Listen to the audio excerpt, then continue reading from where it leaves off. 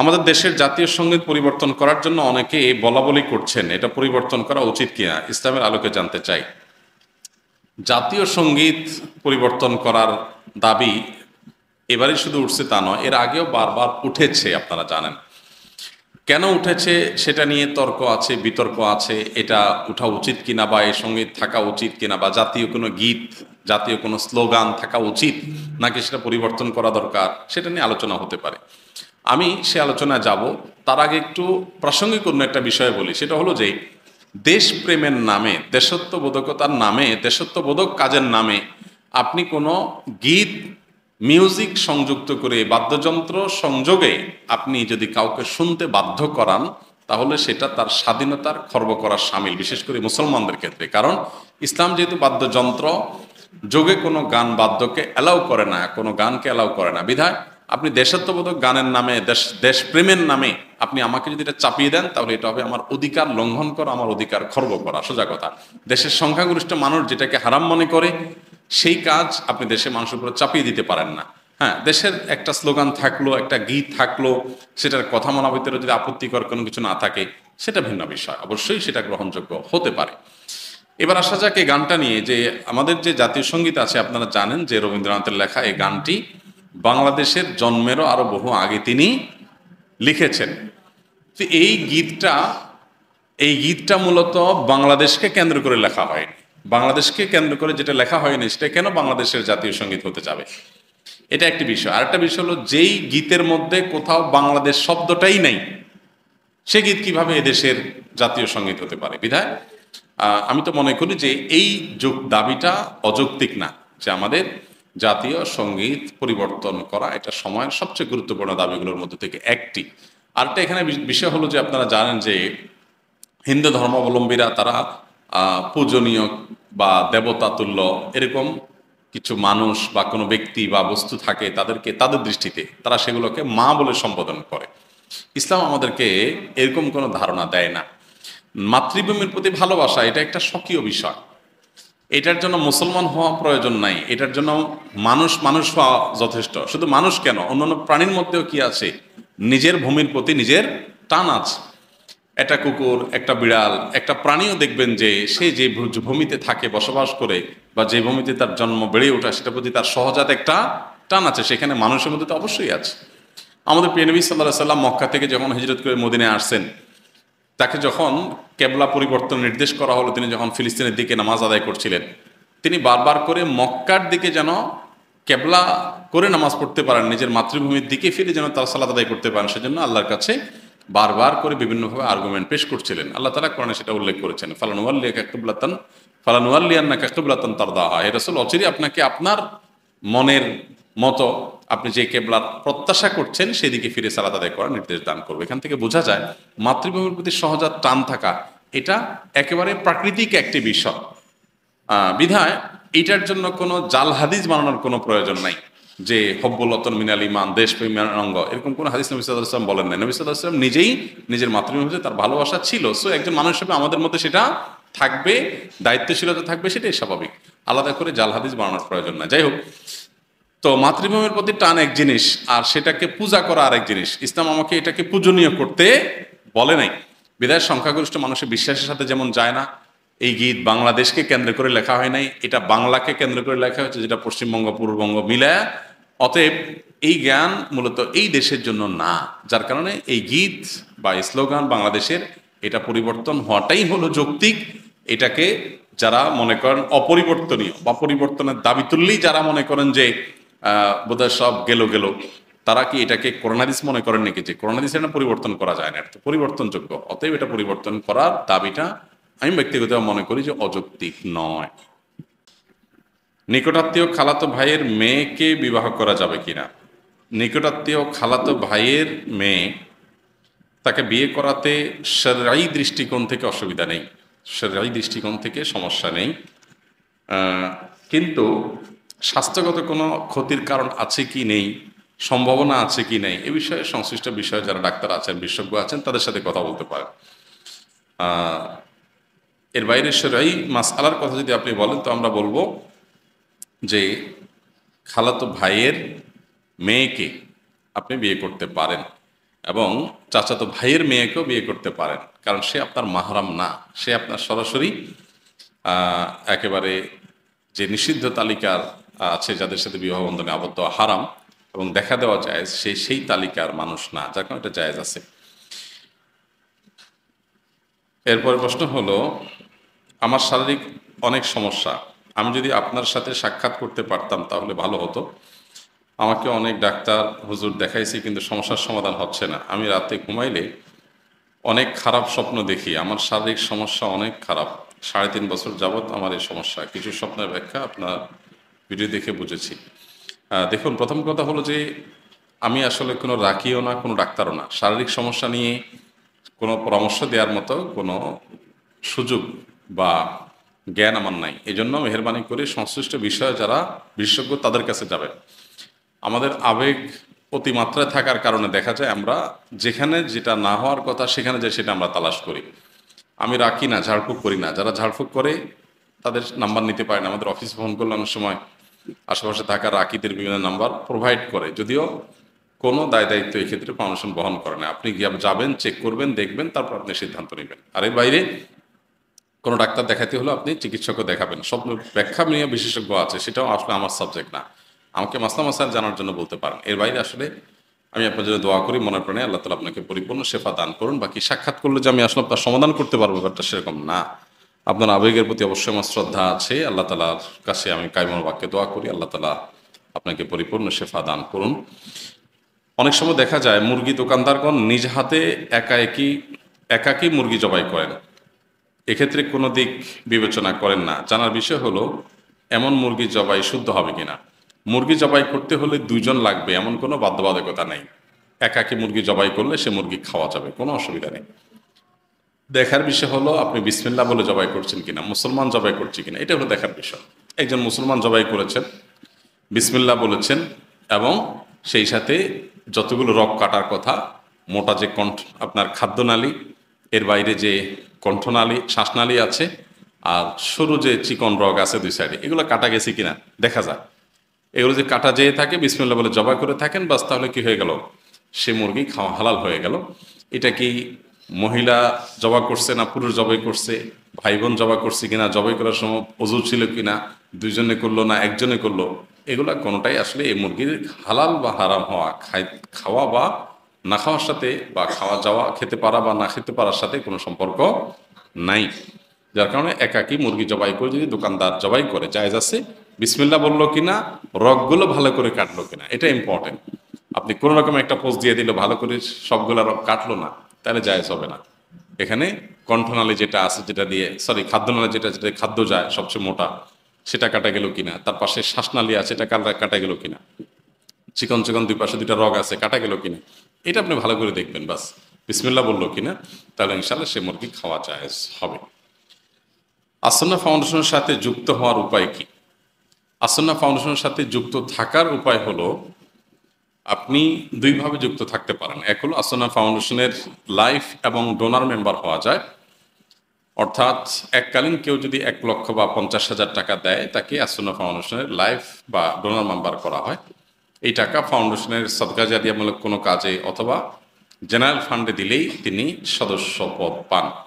সদস্যপদ পাইলে তার সুবিধা হলো যে তিনি ফাউন্ডেশনের সমস্ত কার্যক্রম সম্পর্কে সবার আগে জানতে পারবেন, এবং তাকে ব্যক্তিগতভাবে বিভিন্ন সময় মেইল করা হয়, হোয়াটসঅ্যাপ গ্রুপে জানানো হয়, বিশেষ গ্রুপে থাকেন, সময় সময় পরামর্শ দিতে পারেন। ফাউন্ডেশনের আয় ব্যয়ের যে হিসেব নিকাশ, অডিট রিপোর্ট, এগুলো তিনি যদি চান, লাইফ মেম্বার হিসেবে কেউ চাইলে তাকে মেইলে পাঠানো হয়। এরকম কিছু সুযোগ সুবিধা আছে। সবচেয়ে বড় জিনিস হলো যে ফাউন্ডেশনের সকল কার্যক্রমের সঙ্গী আপনি হয়ে গেলেন। আপনাকে সময় সময় জানানো হলো, বছরে একবার দাওয়াত দেওয়া হয়, তাদের কাছে ফাউন্ডেশনের সব স্বপ্ন কার্যক্রম জানানো হয়।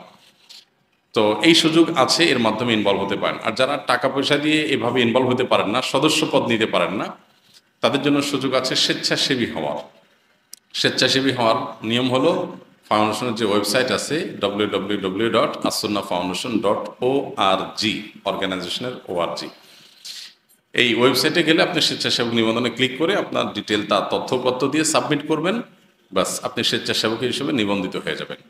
এরপর আপনাকে আপনার যে এক্সপার্টিস আছে সেই জায়গা থেকে আমরা প্রয়োজন যখন হবে তখন আমরা নক করব।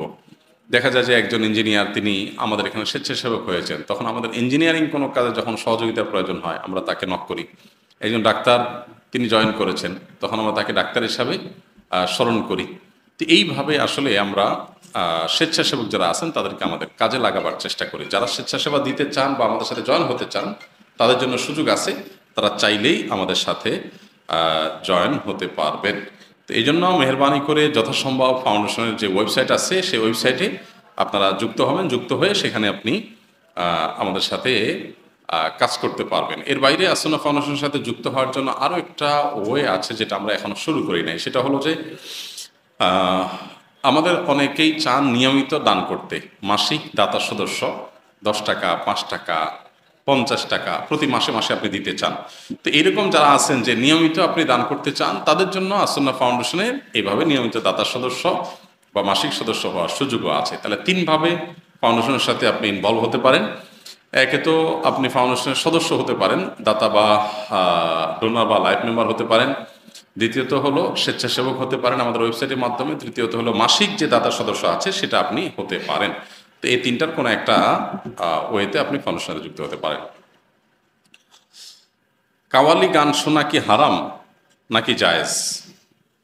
দেখুন, কাওয়ালি গান এর কথামালা যদি খারাপ না হয়, অর্থাৎ সেটার যে কথাগুলো আছে সেখানে যদি এমন কিছু না থাকে যেটাতে শিরক আছে বা হারাম কিছু আছে, তাহলে সেটা খালি গলায় গাইলে সেটা জায়েজ আছে, শোনাও জায়েজ আছে, গাওয়াও জায়েজ আছে। যদি খালি গলায় গাওয়ার পাশাপাশি তার সাথে বাদ্যযন্ত্র যুক্ত হয়, তাহলে পৃথিবীর উল্লেখযোগ্য কোনো আলেম নেই যার ফতোয়া আছে এটা হালাল হওয়ার। অর্থাৎ সবাই প্রায় একমত যে বাদ্যযন্ত্র যখন যুক্ত হবে তখন গানের কথামালা ভালো থাকলেও সেটা কি হয়ে যাবে? হারাম হয়ে যাবে। একজন মুসলিম হিসাবে হালাল হারাম মেনটেন করা আমাদের জন্য খুবই গুরুত্বপূর্ণ বিষয়। এটা ঐচ্ছিক কোনো বিষয় না। মনে রাখবেন, শরীয়ত যে বিষয়গুলো হারাম করেছে কিন্তু আমাদের বুঝে আসে না কেন হারাম করেছে, আপনি নিশ্চিত থাকবেন যে অকাট্যভাবে শরীয়তের কোরআন হাদিসের আলোকে যেটি হারাম হওয়া প্রমাণিত হয়েছে সেই বিষয়ে অবশ্যই শরীয়তের কোনো হিকমা বা রহস্য আছে। অর্থাৎ আল্লাহ সুবহানাহু ওয়া তাআলা নিষেধ করেছেন আর কোনো কারণ নাই, লজিক নাই, এটা হতে পারে না। যেমন গানের কথায় যদি আপনি বলেন, গান এর সাথে যখন বাদ্যযন্ত্রের সংমিশ্রণ হয়, মানুষের মনের ভিতরে যে এক ধরনের ভাব তৈরি হয়, এর ফলশ্রুতিতে মানুষ শয়তানের সাথে কানেক্টেড হয়, শয়তান দ্বারা খুব বেশি প্রভাবিত হতে থাকে। শয়তান আমাদের দৈনন্দিন জীবনে, আমাদের ব্যক্তিগত জীবনে, আমাদের উঠা বসায় নানাভাবে আমাদেরকে প্রভাবিত করে। তো এইটা থেকে বেঁচে থাকার জন্য আমাদের সচেষ্ট থাকতে হবে এবং সতর্ক থাকতে হবে। তো শরীয়ত সেজন্য আমাদেরকে বাদ্যযন্ত্রের ব্যাপারে খুবই সতর্ক করেছে। সূরা লুকমানের 6 নম্বর আয়াত সম্ভবত, সেখানে 6 নম্বর না 3 নম্বর আয়াতে আল্লাহ রাব্বুল আলামিন লাহওয়াল হাদিস কেনার ব্যাপারে যে ভর্ৎসনা করেছেন, সেখানে মূলত লাহওয়াল হাদিস বলতে এই জাতীয় গান যেগুলোতে বাদ্যযন্ত্রের ব্যবহার আছে এবং অশ্লীলতা শিরকপূর্ণ কথা আছে সেগুলোর কথা মিন করা হয়েছে। এই আয়াতের ব্যাখ্যা করলে আপনি বিশ্ববিখ্যাত মুফাসসিরগণ, সাহাবায়ে কেরাম এবং নবী সাল্লাল্লাহু আলাইহি সাল্লামের স্নেহধন্য ব্যক্তিবর্গের যে তাফসির রয়েছে, বড় বড় বিশ্ববিখ্যাত যে তাফসির রয়েছে, সবগুলো দেখলেই আপনি দেখতে পাবেন যে এখানে গান এবং বাদ্যযন্ত্রকে বোঝানো হয়েছে। অতএব খালি গলায় কাওয়ালি গাইলেন, সেটার কথামালার ভিতরে কোনো শিরক, আপত্তিকর, শরিয়া বিরোধী কথা থাকলো না, সেটা জায়েজ আছে। আর যদি শরিয়া বিরোধী কোনো কথা থাকে, অনেক সময় দেখা যায় এই জাতীয় কাওয়ালিতে এমন এমন কথা থাকে যে কথাগুলো সবসময় না, কোনো কোনো গানের মধ্যে যে কথাগুলো আসলে শরিয়ার আলোকে সঠিক নয়, গর্হিত, নবী সাল্লাল্লাহু আলাইহি সাল্লামকে মর্যাদা দিতে গিয়ে আল্লাহর পর্যায়ে নিয়ে গেল, তাহলে এটা শিরক হয়ে গেল। তো এইরকম যদি কিছু থাকে তাহলে সেটা খালি গলায় গাওয়া জায়েজ নাই। আর দ্বিতীয়ত হলো যে বাদ্যযন্ত্রের ব্যবহার থাকতে পারবে না, এই 2 শর্তে সেটা জায়েজ আছে। কাওয়ালি হইলেই সেটাকে আমরা নাকি ইসলামিক মনে করে গলদকরণ করি এবং সেটাকে ইসলামিক মনে করি, এটা ইসলামিক না। পরিষ্কারভাবে আমাদের ধারণা থাকতে হবে। সম্প্রতি আপনার ত্রাণ কার্যক্রম নিয়ে বিস্তারিত জানতে চাই এবং ভবিষ্যতে বন্যা নিয়ন্ত্রণে কোনো পরিকল্পনা আছে কিনা বলবেন। আসন্না ফাউন্ডেশন থেকে আলহামদুলিল্লাহ আমরা প্রায় 4300 মেট্রিক টন ত্রাণ সামগ্রী বিতরণের কাজ অনেকাংশে শেষ করেছি। যেটুকু বাকি আছে সেটুকুর কাজ চলমান আছে। এটা হলো আমরা নিজেরা যেগুলো কিনেছি আর যেগুলো আমাদেরকে মানুষ দিয়ে গেছে পণ্য, অর্থাৎ ত্রাণ সামগ্রী সরাসরি দিয়ে গেছে, টাকা নয়, সেগুলোর পরিমাণ, এক্সাক্ট পরিমাণ আমি এই মুহূর্তে বলতে পারবো না, তবে সেগুলোর পরিমাণও কম না, অনেক। সব মিলিয়ে হয়তো ওইগুলোকে আমরা যদি যোগ করি সম্ভবত 5,000 মেট্রিক টনের কাছাকাছি হয়ে যাবে আমাদের কেনাগুলো এবং মানুষের দেওয়াগুলো সব মিলিয়ে। তো আলহামদুলিল্লাহ, এর বাইরেও আমাদের বন্যা পরবর্তী যে কার্যক্রম আছে, মানুষের ঘর যাদের নষ্ট হয়ে গেছে ঘর বানায় দেওয়া, কৃষক যারা ক্ষতিগ্রস্ত হয়েছেন, গরু ছাগল মারা গেছে তাদেরকে আবার সেই কৃষিকাজ করতে বা গরু ছাগল কিনে পালন করতে আর্থিক সহায়তা করা, ছোট ছোট ব্যবসায়ী যারা আছেন তাদেরকে, ব্যবসায় ক্ষতিগ্রস্ত হয়েছেন সেখান থেকে তাদেরকে তুলে আনার জন্য আর্থিক সহায়তা দেওয়া, বাচ্চারা ক্ষতিগ্রস্ত হয়েছে পড়ালেখার করে তাদেরকে বিশেষভাবে প্ল্যান করে তাদের পড়ালেখাটাকে আগাই নেওয়া, এগুলোর জন্য আমাদের নানাবিধ পরিকল্পনা আছে। কেউ যদি মারা যেয়ে থাকে তার পরিবারকে স্বাবলম্বী করার জন্য, উপার্জনের একটা উপায় বের করে দেওয়ার জন্য চেষ্টা করা, নানাবিধ উদ্যোগ আমাদের আছে। এর বাইরে বন্যা নিয়ন্ত্রণের জন্য আমাদের কিছু প্ল্যান প্রোগ্রাম আছে, যদিও এর বেশিরভাগই সরকারের সাথে সংশ্লিষ্ট, সরকারের করার মতো বিষয়। আমাদের দেশে যে নদীগুলো আছে, খালগুলো আছে, ছোটোখাটো খাল, এমনকি নদীও, এগুলো অনেকাংশে আপনারা জানেন যে নানা রকম রাজনৈতিক প্রভাবশালী ব্যক্তিরা এগুলোর অনেকাংশই দখল করে আছে। নদীর পাড়ে দোকান দিছে, অফিস দিছে, টং বানাইছে, দখল করে মাটি ভরাট করে বাড়ি করছে। তো সরকারি এই সমস্ত সম্পদগুলোকে রাজনৈতিক প্রভাব খাটিয়ে দখল করা, এটা একটা বাংলাদেশের নিয়মে পরিণত হয়েছে। এটার কারণে এই যে নদীগুলোর যে স্বাভাবিক প্রবাহ, পানির গতিপথ, সেটা কিন্তু রুদ্ধ হয়ে গেছে, যার কারণে বন্যার পানি এই খালগুলো দিয়ে নেমে যেতে পারে না। এই জন্য আমাদের সামাজিক আন্দোলন গড়ে তুলতে হবে এই সমস্ত খালগুলোকে দখলমুক্ত করবার জন্য। প্রতি বছর আপনারা খাল দখল করে পানি নামার রাস্তা বন্ধ করে দিবেন আর মানুষ বন্যায় মরবে, আমরা গিয়ে শুধু ত্রাণ দেবো, এটা তো হতে পারে না। যাতে করে এই খালগুলো দখলমুক্ত হয়, পানি নেমে যেতে পারে, মানুষের দুর্ভোগ কমে, সেজন্য চেষ্টা করতে হবে। এটা মূল দায়িত্ব সরকারের। মুশকিল হলো এই পর্যন্ত যত সরকার আসছে, রাজনৈতিক সরকারগুলো, তারা সবাই কম বেশি তাদের দলীয় নেতাকর্মীদেরকে এ সমস্ত ক্ষেত্রে প্রশ্রয় দিয়েছে, আশ্রয় দিয়েছে, তারা কোনো ব্যবস্থা কখনো গ্রহণ করে নাই। অতএব আমাদের উচিত হবে, দায়িত্ব হবে যথাসম্ভব এই খালগুলোকে পুনরুদ্ধারের জন্য সামাজিকভাবে উদ্যোগ নেওয়া।